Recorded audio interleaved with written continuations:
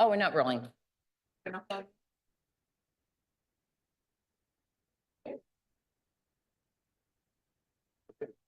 And they just went out.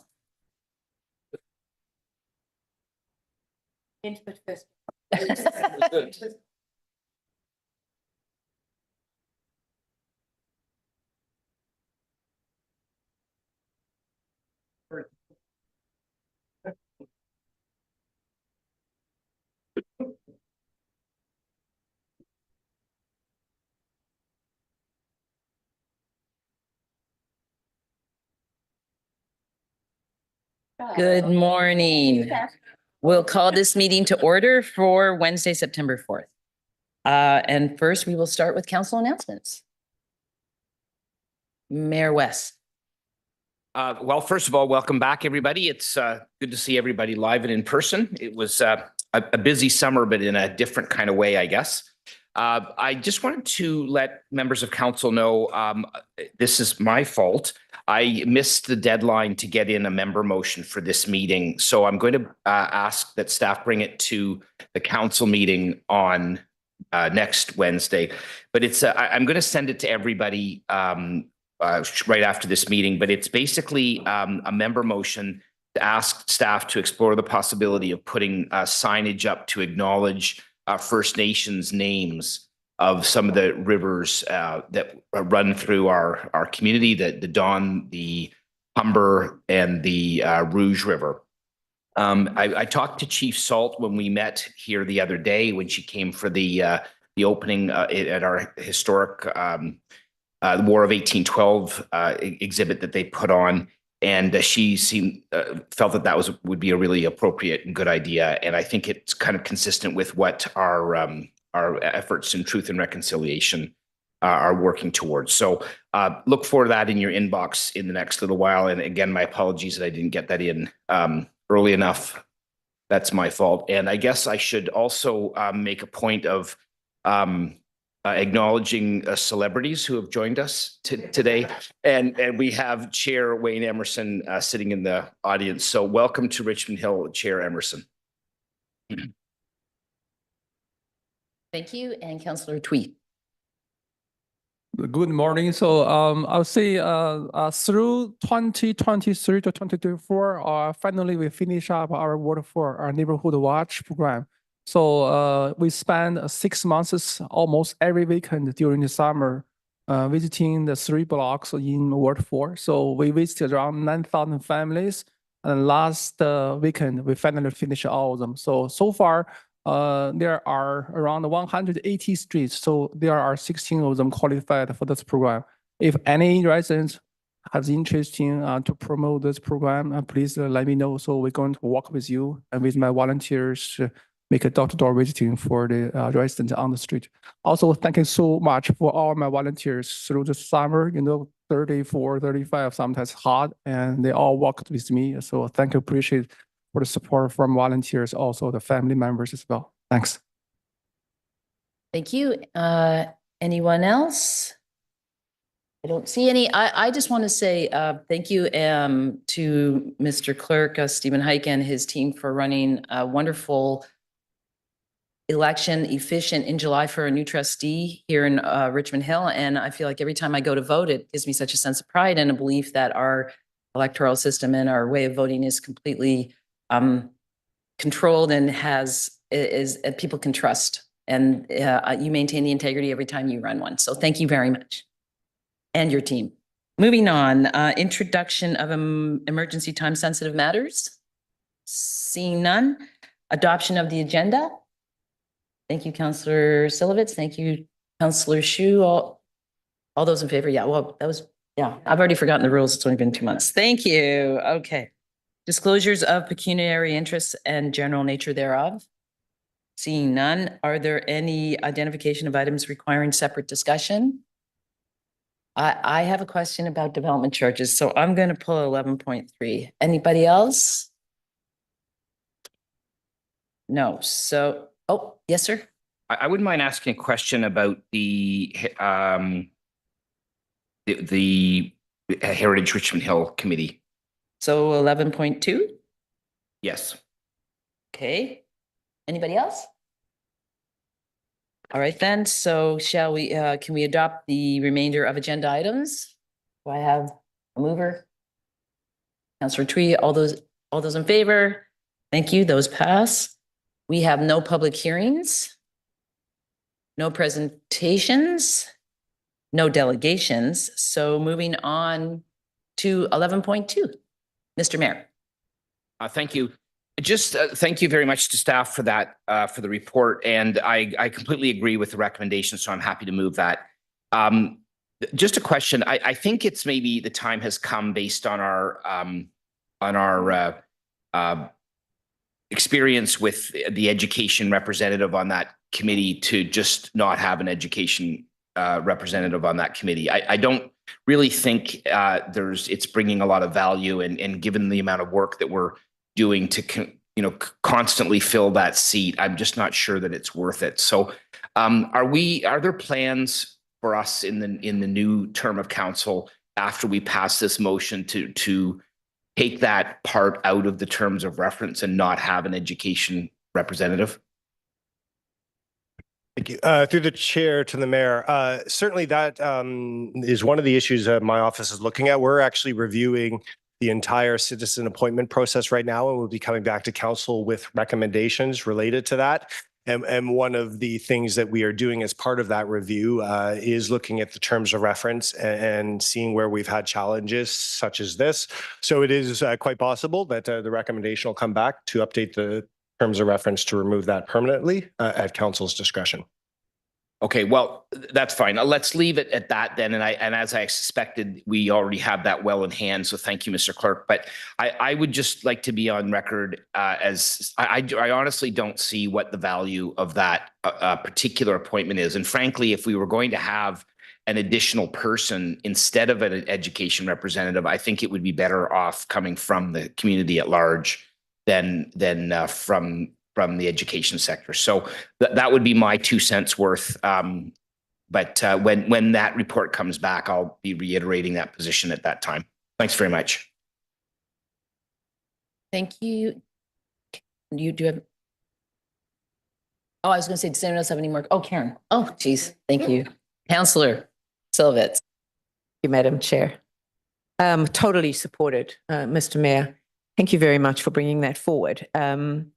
You've been on Heritage Richmond Hill Committee with myself, and we have Councillor Davidson is now on as well. And I can safely report that for this entire term up till now, that school representative has not been present.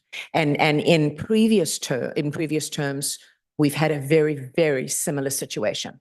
And it's very important in Heritage Richmond Hill that we do have everyone attend because of quorum.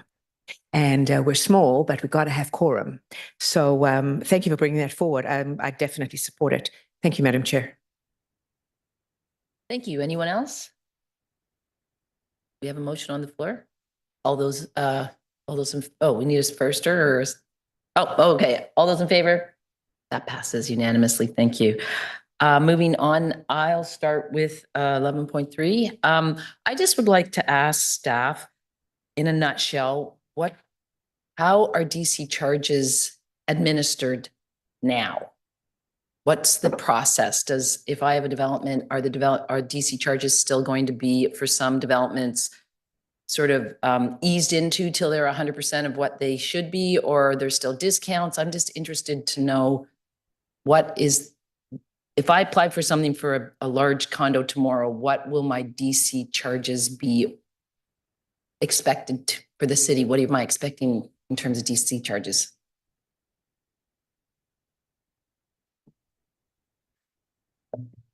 I'd be pleased to answer that, Madam Chair, Mr. Mayor, members of council. It's a pleasure.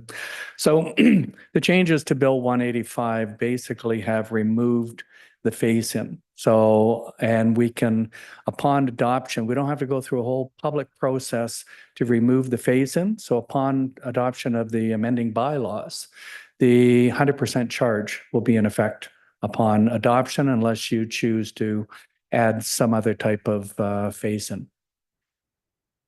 Thank you. And that are the ones that maybe did have a phase-in grandfathered? Yes, if you had, if you recall, if I make an application for a site plan or a zoning bylaw, that there's if you're basically frozen at the rates until the point in time, 2 years after the adoption of that approval. The phase-in still applies to them. But anybody else, as of the date of, unless you've got some other type of agreement, as of adoption of the amending bylaws, the rates will be in effect, the 100% rates. Thank you. And just to confirm, does this go for all of York Region, the Region 2? They won't be giving graduated DC charge rate? That will be at the pleasure of each individual council, but they have the exact same opportunity to put the 100% rates in effect. And does that help us sort of fill in the gaps financially of what kind of struggles we were going to have with building infrastructure, fixing infrastructure without 100% DC charges? Is going to help mitigate that? Yes, it will. Yeah, that was a big problem, was the phasing in. You lose considerable amount of money.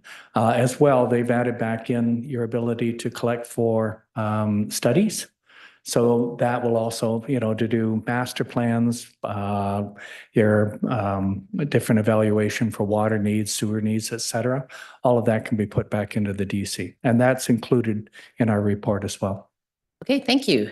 Does anyone else have any other questions? Thank you so much. Oh, Mayor West. Thank you very much, and good to see you, Gary. Thank you for being here. That was an interesting report, and I must admit, when I read it, if I read it correctly, and that's kind of what I'm asking, is this will help us to move.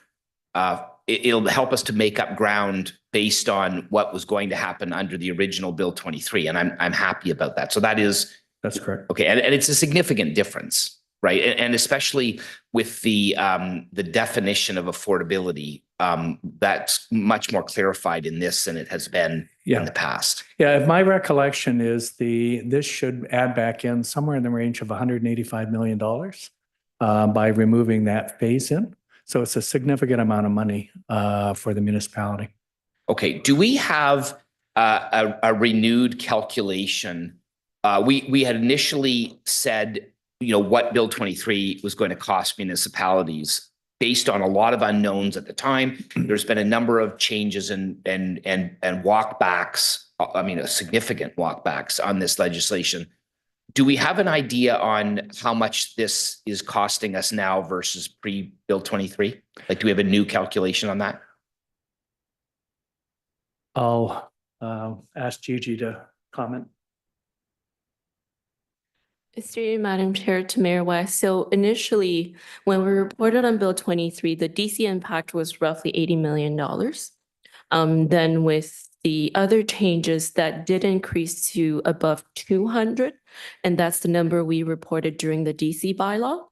So now with some of the rollbacks that we're seeing through the phase-in, as well as being able to add back the studies, we're roughly at about 185. So we are in a better position than we were before. But there is still a sizable gap, and that's due to the other exemptions as well as the reductions related to affordable housing, affordable rental, et cetera. Wait, so sorry, maybe I missed that. So do we have a number now, like, that we can point to say this legislation is still costing us this amount of money in lost DCs based on, like, once the dust settles with all of these changes we're considering today? What is our shortfall today?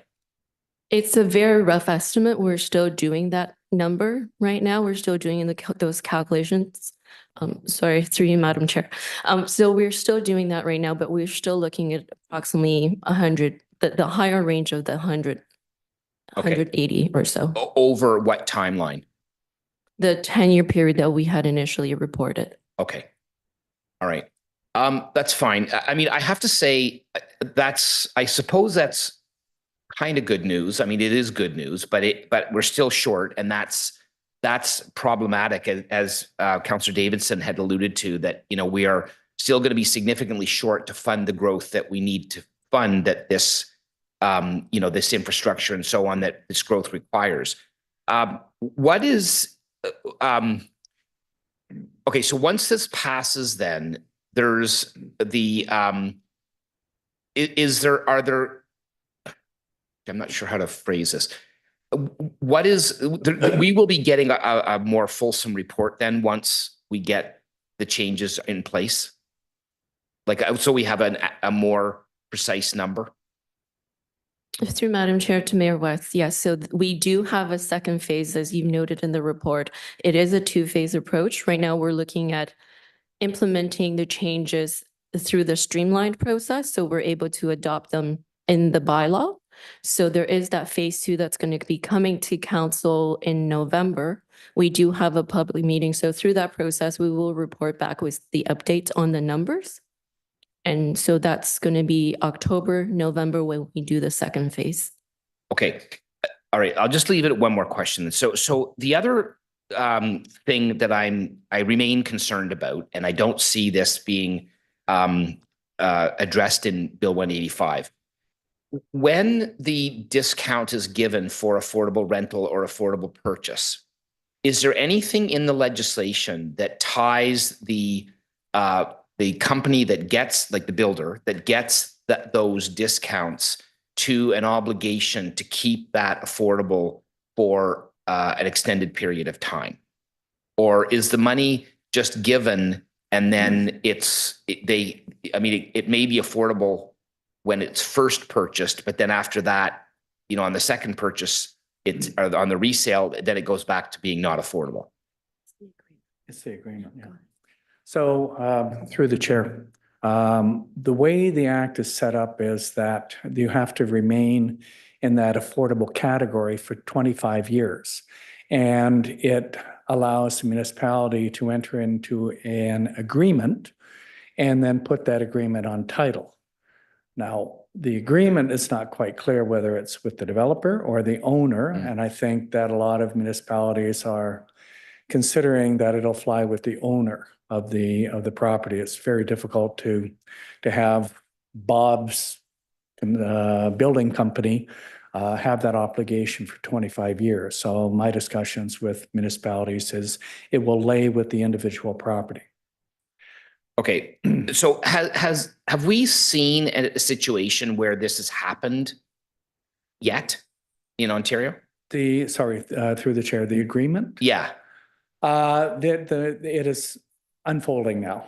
Unfolding. Yes. So a lot of municipalities through associations like the municipal finance officers are working to everybody's, excuse me, taking their cut at the definitions and such, the preparation of it, and they're funneling it through the municipal finance officers and sharing it. They've got a dialogue group set up to kind of communicate to everybody. I find it very difficult to understand, and I hope I'm wrong, but I'm pretty sure I'm not, that when it's a purchase situation, that the affordability can be extracted out of whatever the increase would be just due to market forces. And I just don't think that's possible. That's like trying to take the sugar out of, a pancake recipe or something. It just doesn't happen once it's in the mix. It's in the mix. It is through the chair, a very unique situation. We have, there's the single family home issue, and then there's what do we do if we have a 200 unit building, and upon the sale of one of the units, now you've crossed over that threshold. Do we just charge the one unit, or do we go back and hit everybody? I mean, there's a lot of areas that have to be explored a little bit more detail. So we're moving ahead. We're trying to sort it out. But unfortunately, it's a very unique type of situation the province has placed us in. Right. Okay. Well, I spent quite a bit of time at AMO recently on the general theme of if we're going to provide, public money to make incentives, then the incentives actually have to incentivize behavior that wasn't going to happen anyway. So I hope that we can work on that. I mean, I realize that that's slightly outside of the scope of this particular staff report, but anyway, thank you for the work on that. I wish you luck trying to unravel all the threads that are involved in this particular legislation and how it's been convoluted and walked back, and all the work, frankly, that we've put into this, coming up with the new plan and all the staff time and the money and the expense of doing that, and then having it all walk back and going back to some sort of semblance of status quo before that all happened. But anyway, thank you very much, and more than happy to support the motion.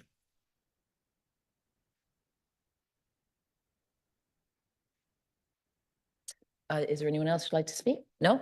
We have a motion on the floor. Thank you. All those in favor? Thank you. Motion passes. Is there any other business? Nope. And emergency time sensitive matters? No. And do I have a motion to adjourn? Thank you, Councillor Tree. All those in favor? That passes. Thank you so much.